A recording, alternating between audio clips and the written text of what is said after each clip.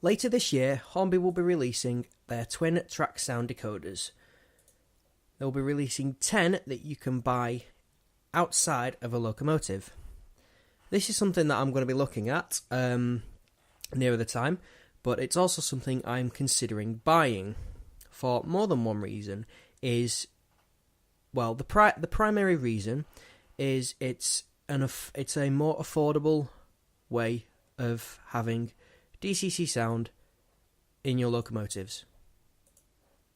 That's the simplest reason to go behind it. The second one is they are built to fit inside, or rather designed to fit inside the tenders, mostly of steam locomotive, or just in the shell of a diesel/electric locomotive. So the question is, what are they going to be like? What can you expect from them? Well, straight off the bat, they're releasing 10 of them, which range from a few steam locomotives and some diesel locomotives as well. The diesel locomotives are a Class 37, a Class 60, a Class 67, a 47 and Class 31. The steam locomotives included are a King and Castle class, the A4 class, the Tornado A1 class, and the A1 and A3 class. Some people might be asking why there's a different one for Tornado. Well, it's not exactly a Gresley design. The A1 and A3 class is Sir Nigel Gresley's design of the Class A1 and A3 Pacific. And there's going to be another big question when it comes to my specific use for them, because I am going to buy one at some point. I am going to be looking at them over the next few months. They say they're going to be released in autumn 2017. So it's still a couple of months yet. You can pre-order them now. They are all £40 each, $39.99. That's GBP, and that is correct at the time in March 2017. Now, there is a little bit of an issue because there is already a market for DCC sound. And that comes in the form of two main sound decoders that I'm aware of, at least. There is the Locksound V4, which is an 8-pin. It comes at a price of £115. This is from the Olivia Trains website, where you can purchase just the sound decoder with the sounds on it. You just choose which sound file you want, and they will do that for you. Another thing is you can also choose the speaker that comes with that DCC decoder. You can get the round ones or the rectangular ones. Now, depending on what kind of locomotive you have, if it's a diesel locomotive, then it's probably better to get the rectangular one. It may fit better. However, in a steam locomotive, is it easier to put it in the tender if it's rectangular or whether it's circular? This is something I'm going to be looking at, because you cannot get a rectangular speaker for the steam locomotives. However, you can get the round and rectangular ones for both diesels.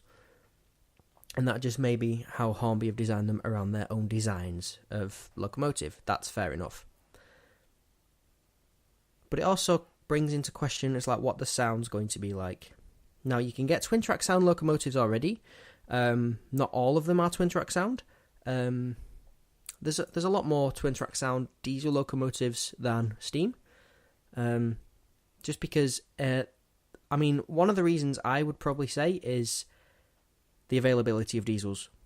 There's a lot more than there are steam locomotives. However, there are some steam locomotives on the Hornby website that have twin-track sound, but you can't get a decoder for. And two examples of this are the Fowler F4 and the Fowler 2P.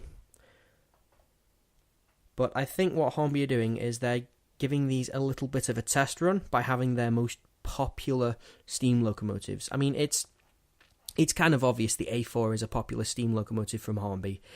But, they've done so many of them. They still are doing so many of them, and it's possibly one of my personal favourite classes of steam locomotive. The King and Castle class for any fans of the Great Western. I'm not saying the Star class or there was another one, the Hall class. well, like particularly bad ones, but the king and the castle may be the favourites. It's something that that they have to think about when they come to producing these things. They've also got to think about demand. Can they keep up with the demand? My thinking is yes, they can, because they've already got them being produced, and it's more than likely they're going to be shipped to local stockists as well, which I shall also be checking out. I will be checking out my local stockist to see if they have them, which I hope they do, because I would quite like to have one. This does have a drawback, however, because they are designed around the Hornby range of locomotives, which means none of my Bachmann ones can actually have them. My Bachmann ones would have to have the lock sound or a Zemo. Simple as that. I then also have to think about where decoders are in my locomotives to try and choose one to have one in. Because if the socket is in the body, where the motor is, then I'm going to have a hard time trying to fit the speaker properly. If it's in the tender, in a lot of the tenders there is a compartment underneath where the socket is, where you can easily put a speaker. This might be something that they've thought about and they had pre-planned, or it's just worked very well for them. If you go into the Twin Track Sound Decoders page, you can see all 10. And there's also a picture of a Black 5, a Weather Black 5, it's quite nice actually, with the sound and the speaker just underneath. So I will be looking up my locomotives and deciding which one.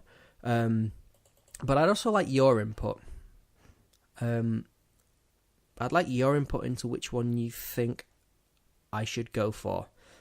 I am thinking either an A4 or the A1 or A3 from the Sir Nigel Gresley collection.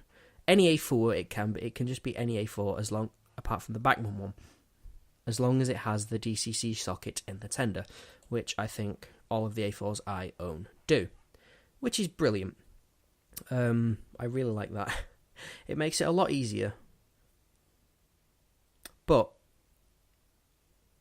will it sound as good? That is my main concern, because looking at the pictures of the decoder itself, it's like, does that look? I don't know. It's hard to tell from just an image, and there aren't currently any other images. I will state that the Hornby Twin Track Sound Decoders are also an 8-pin, so if you have any 21-pin locomotives from Hornby that you want to get the 8-pin decoder for, then you will have to get an adapter. However, I'm pretty sure Lock Sound and Zemo will do the 21-pin ones as well. A lot of Bachmann locomotives are going towards 21-pin as well. I think most Hornby ones, if not all of them, are 8-pin, which also serves them well. But yeah, so that's going to be something I'm going to be looking at over the next few months, and I will do a video on it as and when I buy one, which I'm kind of excited for. I am excited for this, but I'm also skeptical. Because you've always got to have two sides when it comes to something like this, when it has adding a little bit more to something. It's like you already like the way it is. If you try and add something more, will you make it even better, which is great, or will you spoil it? That's one of the main questions. But other than that, at the minute, I don't have much more to say on the matter. I will have a look at this later on in the year when it comes closer to their release, and I also make my final decision at some point when I remember. But yeah, other than that, I would like to let you continue watching the time lapse of the British Rail Green Tornado, the dark green. It's my personal favourite. In a time lapse from York to Newcastle. I kept it at a steady speed of about 90 miles an hour, 91 miles an hour. I had to drop the speed a little bit going up a few hills, and sometimes just because I was losing a little bit of boiler pressure. But yeah, as you can see, I ended up with about 200 gallons left, 200 gallons of water out of a 6,000 gallon tank when I started in York. But yeah, I kept the pressure up pretty well.